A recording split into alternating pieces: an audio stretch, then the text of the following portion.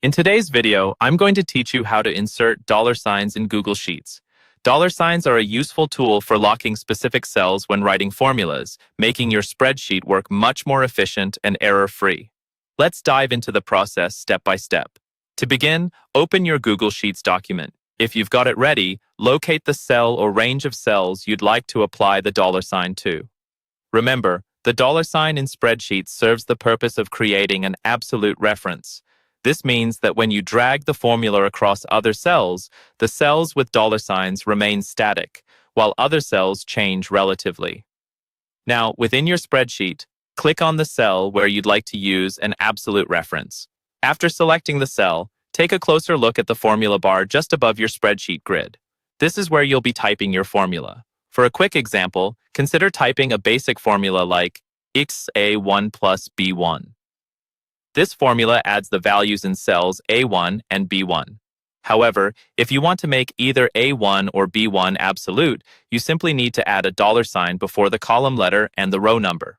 So, modify it to equals A1 plus B1, for instance. This usage ensures that whenever the formula is copied to a different cell, the reference to A1 will remain constant.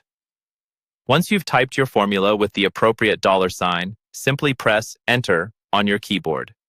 You can now click and drag the small blue square at the bottom right of the cell to fill other cells in the row or column with this formula, verifying the power of absolute referencing.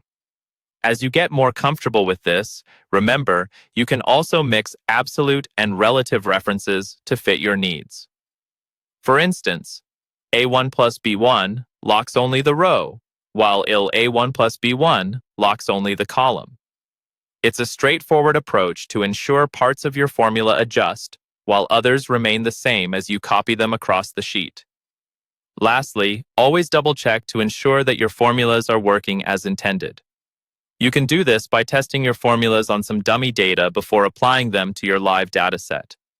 This is a great way to preempt any potential mistakes that could disrupt your calculations. So there you have it. A quick and easy way to effectively use dollar signs in Google Sheets.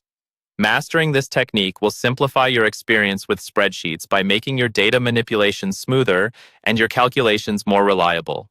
As you practice, you'll find it becomes second nature. Thank you for watching, and happy spreadsheeting.